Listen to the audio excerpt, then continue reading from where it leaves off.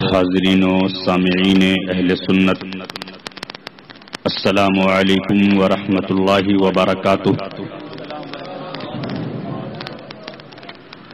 الحمد للہ الذی نور القلوب بالایمان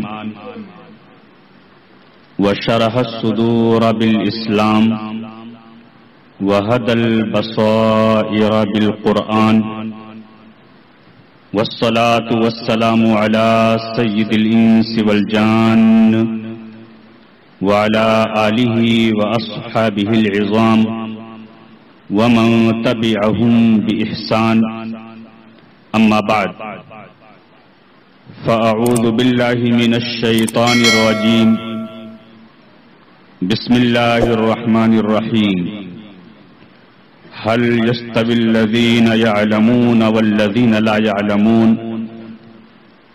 صدق الله العظيم وبلغنا رسوله النبي الأمين الكريم، ونحن على ذلك لمن الشاهدين والشاكرين، والحمد لله رب العالمين۔ ان پر درود جن کو حجر تک کریں سلام، ان پر سلام جن کو تحیت شجر کی ہے، ان پر درود جن کو کسے بے کساں کہیں، ان پر سلام جن کو خبر بے خبر کی ہے۔ عقیدت و محبت کے ساتھ بارگاہ رسالت میں درود و سلام کا نذرانہ پیش کرنے کی سعادت حاصل کریں۔ اللہم صلی علی سیدنا مولانا محمد وعلی آل سیدنا مولانا محمد وبارک وسلم، صلاۃ و سلاما علیک یا رسول اللہ، صلاۃ و سلاما علیک یا حبیب اللہ صلی اللہ تعالی علیہ وسلم۔ معزز حاضرین، خطبے کے بعد قرآن مجید فرقان حمید کے کلمات طیبات جو تلاوت کیے گئے، ان کا مفہوم یہ ہے کہ کیا جاننے والے اور نہ جاننے والے برابر ہیں؟ یعنی برابر نہیں۔ جس طرح سے نور اور ظلمت برابر نہیں ہو سکتے، اجالا اور اندھیرا برابر نہیں ہو سکتے، جس طرح سے دھوپ اور سایہ برابر نہیں ہو سکتے، جس طریقے سے زندہ اور مردہ برابر نہیں ہو سکتے، اسی طرح سے علم والے اور بے علم برابر نہیں ہو سکتے۔ علم دین کے جو حاملین ہیں، اللہ جل شانہ نے انہیں بڑی رفعتیں عطا فرمائی ہیں۔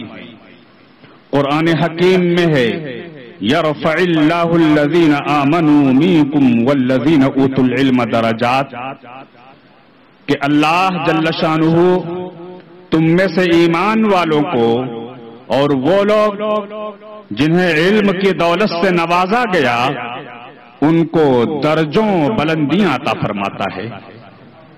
تو جو اہل علم ہیں، دین کا علم رکھنے والے علماء کرام، فقہاء کرام ہیں، اللہ رب العزت نے انہیں بڑا رتبہ بخشا ہے، بڑی عزت اور بڑی رفعت انہیں عطا فرمائی ہے۔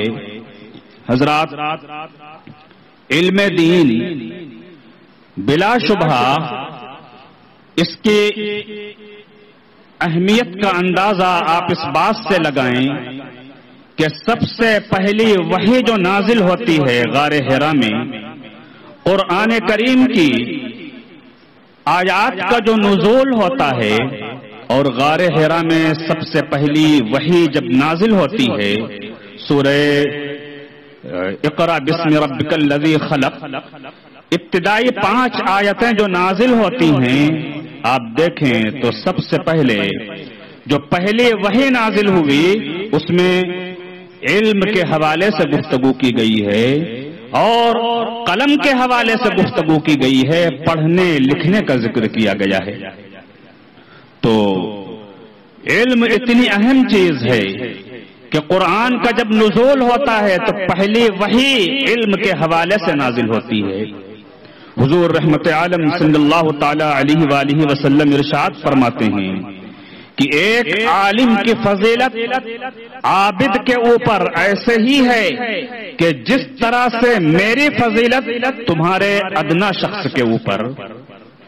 علماء جو ہوتے ہیں دین کا علم رکھنے والے، انہیں ستاروں سے تشبیہ دی گئی ہے کہ جس طرح سے ستارے آسمان میں روشن و منور ہو کر کے لوگوں کو درخشانی عطا کرتے ہیں، تابندگی عطا کرتے ہیں، لوگوں کو نور عطا کرتے ہیں، اسی طریقے سے جو علماء ہوتے ہیں، علماء ربانیین، وہ نور ہدایت بانٹتے ہوئے نظر آتے ہیں، لوگوں کی رہنمائی اور رہبری کا فریضہ انجام دیتے ہوئے نظر آتے ہیں. تو علم دین انتہائی اہمیت کا حامل ہے. اس کا حصول ہر مسلمان مرد و عورت کے اوپر فرض قرار دیا گیا ہے. ایمان لانے کے بعد علم دین حاصل کرنا فرض ہو جاتا ہے، اور اتنا اہم فرض کہ جب تک کہ علم دین آپ حاصل نہ کریں عبادات بھی ادا نہیں کر سکتے. نماز ادا کرنی ہے تو اس کا طریقہ تو جاننا ہوگا. طریقہ جاننا فرض ہوا، نماز فرض تو پڑھنے کا طریقہ جاننا بھی فرض. روزہ فرض تو کم از کم اتنا جاننا فرض کہ روزے میں ہم کو کس طرح سے رہنا ہے، مثلا کھانا پینا نہیں ہے اور ہم بستری وغیرہ نہیں کرنا ہے. جو اہم چیزیں ہوتی ہیں کہ کس طرح سے ہم کو روزے کے جو اوقات ہیں ان کو بسر کرنا ہے، یہ جاننا فرض. زکوٰۃ فرض ہوئی، کس مال میں نکالنا ہے، کتنی نکالنا ہے، یہ جاننا فرض. حج فرض ہو گیا، کس طرح سے ادا کیا جائے گا، ادائیگی کا طریقہ جاننا فرض. تو علم دین کا حصول ہر مسلمان مرد و عورت کے اوپر فرض ہے، کیونکہ اگر وہ ضروری علم دین جو ہے اگر حاصل نہ کرے تو وہ تو عبادات ہی نہیں کر سکے گا. جو اس کے اوپر فرائض عائد ہوتے ہیں ان فرائض کو بھی وہ صحیح طریقے سے ادا نہیں کر سکے گا. تو علم دین حاصل کرنا ہر مسلمان مرد و عورت پر فرض قرار دیا گیا.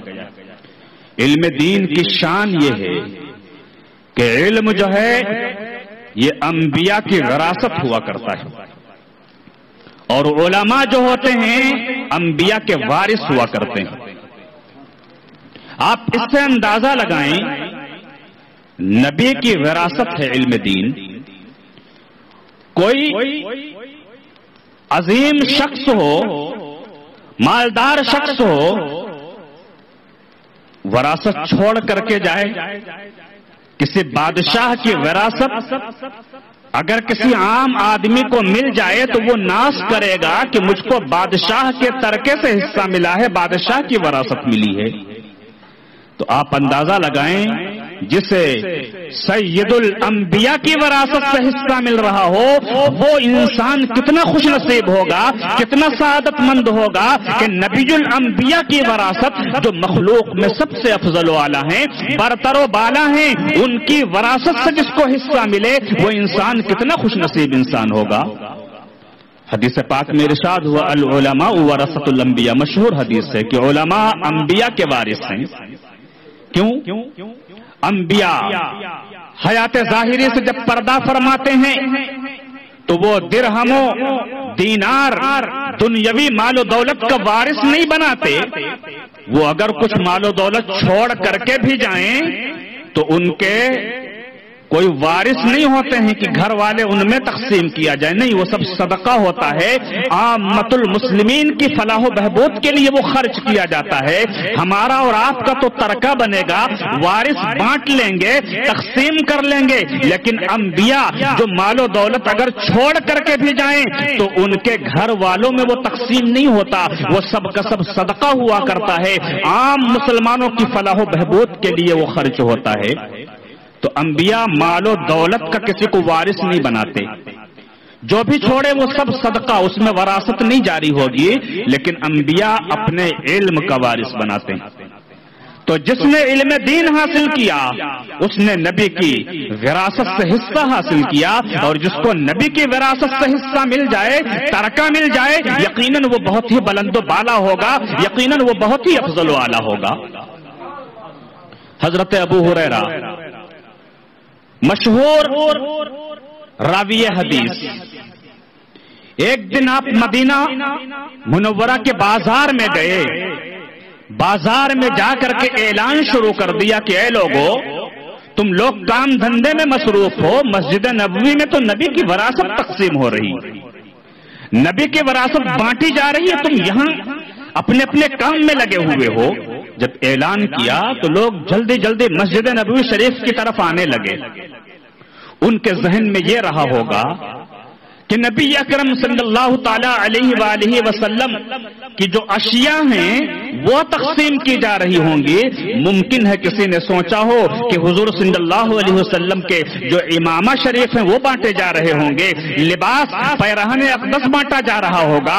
ممکن ہے کسی نے سوچا ہو کہ نبی اکرم صلی اللہ علیہ وسلم کے نالین پاک تقسیم کیے جا رہے ہوں گے۔ لوگ کشاں کشاں چلے آ رہے ہیں مسجد نبوی شریف کی طرف کہ اگر نبی کے نالین مل گئے تو پھر ہمارا مقدر سنور جائے گا، جو سر پہ رکھنے کو مل جائے نالے پاک حضور تو پھر کہیں گے کہ ہاں تاجدار ہم بھی ہیں۔ لوگ سوچتے ہوئے آتے رہے ہوں گے کہ اگر نبی کا پیرہن مل جائے تو برکت کا سامان ہو جائے گا، تا حیات ہماری نسلیں اس سے برکت حاصل کرتی رہیں گی۔ لوگ اسی خیال میں آتے رہے ہوں گے کہ نبی اکرم صلی اللہ تعالی علیہ وسلم کی استعمال کی ہوئی جو چیزیں ہیں وہ بانٹی جا رہی ہوں گی۔ دیکھتے دیکھتے لوگ اکٹھا ہو گئے مسجد نبوی شریف میں، نظر دوڑا رہے ہیں تو وہاں تو کچھ نظر ہی نہیں آ رہا ہے۔ اس طرح کی کوئی اشیاء نہیں ہیں کہ جن کو تقسیم کیا جا رہا ہو۔ کچھ لوگ بیٹھے ہوئے ہیں جو سیکھنے سکھانے میں مصروف ہیں، حلقہ ذکر لگا ہوا ہے، کہیں اللہ کا ذکر ہو رہا ہے، کہیں کچھ لوگ ہیں جو حلال و حرام کے تعلق سے آپس میں بحث و مباحثہ کر رہے ہیں، ایک دوسرے سے پوچھ رہے ہیں، بتا رہے ہیں۔ اس طرح سے کئی محفلیں وہاں پر جمی ہوئی ہیں اور لوگ علم دین سیکھ رہے ہیں، سکھا رہے ہیں۔ اب حضرت ابو ہریرہ تو اعلان کر چکے تھے مدینہ کے بازار میں، لوگ جب یہاں آ کر کے یہ منظر دیکھتے ہیں اب وہ واپس جا رہے ہیں۔ ابو ہریرہ رضی اللہ تعالیٰ عنہ کا دامن پکڑتے ہیں کہ حضرت آپ نے کہا کہ نبی کی وراثت تقسیم ہو رہی ہے، وہاں تو کچھ بھی نہیں بٹ رہا ہے، کچھ لوگ ہیں جو بیٹھے ہوئے ہیں سیکھنے سکھانے میں مصروف ہیں۔ حضرت ابو ہریرہ رضی اللہ تعالیٰ عنہ ارشاد فرماتے ہیں کہ وہ لوگ یتذاکرون الحلال والحرام، کچھ لوگ ہیں جو حلال و حرام کے بارے میں مذاکرہ کر رہے ہیں کہ کیا حلال ہے کیا حرام ہے، یہ تذکرہ کر رہے ہیں، آپس میں ایک دوسرے سے پوچھ رہے ہیں۔ حضرت ابو ہریرہ رضی اللہ تعالیٰ عنہ ارشاد فرماتے ہیں ویحکم، تمہارے لیے خرابی ہو، فذاک میراث رسول اللہ صلی اللہ علیہ وسلم، وہ جو علم دین سیکھا جا رہا ہے، سکھایا جا رہا ہے، وہی تو میرے آقا کی وراثت ہے جو بانٹی جا رہی ہے۔ یہ علم جو ہے نبی کی میراث ہے، تو یہ میراث جس کو ملتی ہے وہ انبیاء کا وارث ہو جاتا ہے، انبیاء کی وراثت سے اس کو گویا کہ حصہ ملتا ہے۔ جو جو قیامت قریب آتی جا رہی ہے علم دین اٹھتا جا رہا ہے۔ علم کی اور علماء کی اہمیت کا اندازہ آپ اس چیز سے لگائیں کہ جو قیامت سے ہم قریب ہوتے جا رہے ہیں تو بڑے علماء جو ہیں ایک ایک کر کے ہم سے رخصت ہوتے چلے جا رہے ہیں۔ اور حدیث پاک میں بھی ہے کہ علم جو اٹھایا جائے گا تو لوگوں کے سینوں سے نکالا نہیں جائے گا کہ کھینچ لیا جائے، نہیں، بلکہ علماء کو اٹھا لیا جائے گا، علم ان کے سینوں میں ہوگا۔ علماء جب رخصت ہوں گے تو ایسے صورت میں علم بھی ان کے ساتھ ساتھ رخصت ہوتا چلا جائے گا۔ آج آپ غور کریں، ادھر ایک دو صدی کا جائزہ لیں، سیدی سرکار اعلی حضرت قدس سرہ العزیز کے وصال کے بعد آپ بتائیے کوئی ان کا جیسا عالم نظر آیا؟ وہ گئے، ان کا کوئی ثانی نہیں۔ سرکار مفتی اعظم ہند، مفتی اعظم عالم اسلام، شہزادہ اعلی حضرت جب دنیا سے تشریف لے گئے تو بتائیے ان کے بعد علم و فضل و کمال میں ان کے جیسا کوئی نظر آیا؟ نہیں نظر آیا، بلکہ ہمارے مرشد برحق سیدی سرکار حضور تاج الشریعہ علیہ الرحمت والرضوان نے رحلت فرمائی، ان کی رحلت کے بعد علم و فضل و کمال اور جود و نوال اور بہت سی خوبیوں میں ان کے جیسا آج کوئی نظر آ رہا ہے؟ نہیں نظر آ رہا ہے۔ تو یہ اکابر علماء جیسے جیسے اٹھتے جا رہے ہیں ویسے ویسے علم بھی اٹھتا چلا جا رہا ہے۔ تو علم کی، علماء کی اہمیت کا آپ اس سے اندازہ لگائیں کہ جیسے جیسے قیامت قریب آ رہی ہے دوسری چیزیں بڑھتی جا رہی ہیں، دوسری اشیاء میں فراوانی ہوتی جا رہی ہے۔ پہلے کے مقابلے میں مال و دولت آج زیادہ ہے یا نہیں ہے؟ کھانے پینے کی اشیاء کی فراوانی آج پہلے کے مقابلے میں زیادہ ہے یا نہیں ہے؟ رہنے سہنے کے جو مکانات ہیں پہلے کے مقابلے میں بہتر ہیں یا نہیں ہیں؟ دنیاوی علوم اگر آپ دیکھیں پہلے کے مقابلے میں ترقی ہو رہی ہے یا نہیں ہو رہی ہے؟ آپ دیکھتے چلے جائیں دنیا کی جو چیزیں ہیں یہ بڑھتی جا رہی ہیں، بڑھ رہی ہیں، یہ دن بدن اضافہ ہو رہا ہے۔ دنیاوی علوم، دنیاوی تحقیقات میں اضافہ ہوتا جا رہا ہے، لیکن علم دین جو ہے وہ دن بدن گھٹتا جا رہا ہے۔ علماء اٹھتے جا رہے ہیں، ان کا کوئی ثانی پھر روئے زمین پر موجود نہیں ہوتا۔ اب اگر پوری دنیا مل کر کے کوشش کرے، میں اہمیت بتانا چاہتا ہوں، علماء اور علم دین کی اہمیت بتانا چاہتا ہوں کہ پوری دنیا اگر مل کر کے کوشش کرے تو تاج محل تو بنایا جا سکتا ہے، ناممکن نہیں۔ شاہ جہاں نے بنوایا، دنیا اگر مل کر کے کوشش کرے تو تاج محل کیا اس سے بھی خوبصورت عمارت بنائی جا سکتی ہے، برج خلیفہ سے بھی اونچی بلڈنگ بنائی جا سکتی ہے، عالی شان محلات بنائے جا سکتے ہیں۔ دنیاوی علوم میں ایک سے بڑھ کر کے ایک تحقیقات کی جا سکتی ہیں، لیکن میں چیلنج کرتا ہوں کہ پوری دنیا مل کر کے اگر آج ایک اعلیٰ حضرت بنانا چاہے نہیں بنا سکتی، ایک مفتی اعظم بنانا چاہے کیا بنا سکتی ہے؟ پوری دنیا مل جائے کسی کو مفتی اعظم کے جیسا بنانا چاہے نہیں بنا سکتی، سرکار تاج الشریعہ کے جیسا بنانا چاہے پوری دنیا مل کر کے نہیں بنا سکتی۔ کیونکہ یہ جو علم دین ہوتا ہے محض صرف اپنی کوشش سے ہی نہیں حاصل ہوتا، ذالک فضل اللہ یؤتیہ من یشاء، یہ اللہ کا فضل ہوتا ہے، اللہ جسے چاہتا ہے علم اور نور علم سے آراستہ کر دیا کرتا ہے۔ تو انسان کی صرف اپنی کوشش کے اس میں دخل نہیں کہ آدمی کوشش کر کے ویسا بن جائے، نہیں، یہ اللہ کا فضل ہوتا ہے۔ تو یہ ہے علم دین کی اہمیت اور علماء کی اہمیت کہ پوری دنیا مل کر کے آج ایک اعلیٰ حضرت کے جیسا عالم نہیں بنا سکتی۔ جو علماء اٹھتے جا رہے ہیں، دین کا علم جو ہے ان کے ساتھ ساتھ وہ بھی اٹھتا جا رہا ہے، اور لوگ بڑی غفلت برت رہے ہیں دین کا علم حاصل کرنے سے، بڑے غافل ہیں اس تعلق سے۔ اصل میں آدمی جب کوئی چیز ضروری سمجھتا ہے تو پھر اس کے لیے وقت بھی نکالتا ہے، پیسہ بھی خرچ کرتا ہے، کیونکہ وہ ضروری سمجھتا ہے، اور جب ضروری نہیں سمجھتا تو پھر اہمیت نہیں دیتا ہے۔ تو یہ تو بہانے بازیاں ہوتی ہیں کہ کیا کروں ہم کو وقت ہی نہیں ملتا، اگر اہمیت ہوتی تو وقت نکالتا۔ ایک چھوٹی سی مثال دوں، آپ پورے گھر کے ساتھ کہیں جا رہے ہوں، فلائٹ کی ٹکٹ ہو 5 بجے کی، صبح 5 بجے کی، بتائیے آپ بیدار ہوں گے کہ نہیں ہوں گے؟ رات سے ہی آپ کے ذہن میں وہ چیز سوار ہوگی کہ صبح اٹھنا ہے۔ ہم اگر سو گئے تو یہ اتنے ٹکٹ ہیں، اتنا پیسہ ہم نے خرچ کیا ہے، یہ سب ضائع ہو جائیں گے۔ آپ وقت سے پہلے اٹھ کر کے تیار ہوں گے اور ایئرپورٹ پہنچ جائیں گے کہ نہیں پہنچ جائیں گے؟ لیکن نماز فجر کے لیے بہت سے لوگ کیا کروں آنکھیں نہیں کھلتی، جب فکر ہوگی تو آنکھ کھلے گی، نہیں ہوگی تو ظاہر سی بات ہے کہ پھر تو غفلت ہوتی ہی رہے گی۔ ٹکٹ تھا تو کیسے آنکھ کھلی؟ پہلے ہی سے مستعد تھے، چاقو چوبند تھے، آنکھ کھلی اور آپ وقت پر پہنچے۔ تو اسی طرح اگر نماز کے لیے آپ اپنے ذہن میں یہ بسا کر کے سوئیں، اہمیت عظمت ہو کہ ہم کو پڑھنی ہی ہے، چھوڑنا اتنا بڑا گناہ ہے، تو آپ اٹھ جائیں گے۔ وقت سے پہلے اٹھ جائیں گے، لیکن کب؟ جب اس کی اہمیت آپ کے سینے میں، آپ کے ذہن و فکر میں بسی ہوئی ہوگی، تب آپ اٹھیں گے۔ تو حضرات، جن کو اہمیت معلوم ہے وہ تو حاصل کرتے ہیں، لیکن عموماً علم دین حاصل کرنے سے غفلت برتی جاتی ہے۔ دنیاوی علوم تو لوگ بہت حاصل کرتے ہیں، عموماً کوشش ہوتی ہے یہ بھی ڈگری کر لوں، وہ بھی ڈگری کر لوں، لیکن یہ یاد رکھیں یہ دنیاوی علم جو ہے آخرت میں کام نہیں آئے گا۔ دنیاوی اعتبار سے آپ چاہے جتنی ترقی کر لیں، لیکن آخرت میں یہ کام نہیں آئے گا۔ آپ کے فضل و کمال میں دنیاوی علم کے ذریعے سے اضافہ نہیں ہوگا، اگر اضافہ ہوگا تو دینی علم کے ذریعے سے اضافہ ہوگا۔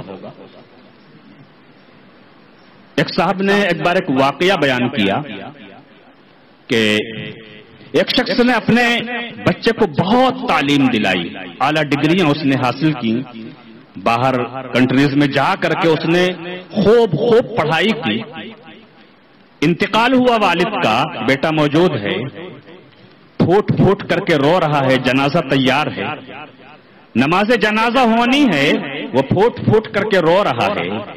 کوئی عالم صاحب ہیں، وہ دلاسا دے رہے ہیں، تسلی دے رہے ہیں کہ ہر ایک کی موت کا وقت متعین ہوتا ہے، جب پیام اجل آ گیا تو ایک لمحہ نہ آگے نہ پیچھے، جتنی زندگی ہے موت کا وقت جب آئے گا تو اسی وقت روح پرواز کرنی ہے، اور اس میں ایک سیکنڈ بھی آگے اور پیچھے نہیں ہو سکتا، سب کو ایک دن اس دنیا سے رخصت ہونا ہے۔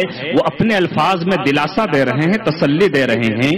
وہ لڑکا جو ہے وہ کہتا ہے کہ حضرت اس وقت جو میں رو رہا ہوں، میرے اس قدر رونے کی وجہ یہ ہے کہ میرے باپ نے دنیاوی تعلیم ہم کو بہت دلائی، لیکن دینی تعلیم ہمیں نہیں دلائی، اور مجھے اس لیے زیادہ رونا آ رہا ہے کہ دوسرے لوگ، رشتہ داران آ کر کے، آبادی والے آ کر کے، اعزاء اقارب آ کر کے نماز جنازہ پڑھنے جا رہے ہیں، اور میں اس قدر محروم ہوں کہ مجھ کو نماز جنازہ کا طریقہ بھی نہیں آتا کہ میں کھڑے ہو کر کے اپنے باپ کو آخری تحفہ نماز جنازہ کی شکل میں پیش کروں، اس لیے مجھے رونا آ رہا ہے کہ میں نماز جنازہ بھی نہیں پڑھ سکتا، اس لیے میں رو رہا ہوں۔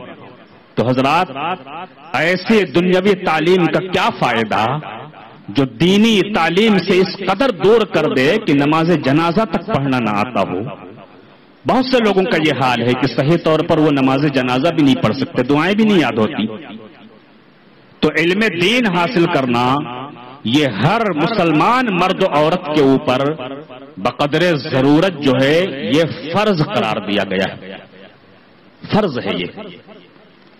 حضرات، زمانے قدیم میں بڑی مشکلات درپیش ہوتی تھی، لوگ علم دین سیکھنے کے لیے دور دراز کا سفر کیا کرتے تھے۔ راویان حدیث کی سیرت کا آپ سوانح کا مطالعہ کریں، ایک حدیث کے لیے اونٹ کی پشت کے اوپر سوار ہو کر کے سینکڑوں میل کا سفر کیا ہے ایک حدیث حاصل کرنے کے لیے۔ تو زمانے قدیم میں تو بڑی دشواریاں تھیں، علم حاصل کرنے میں مشکلات درپیش تھیں، لیکن آج زمانے نے جب ترقی کی تو انسان اگر چاہے تو علم دین کا حصول پہلے کے مقابلے میں اب بہت آسان ہو گیا ہے۔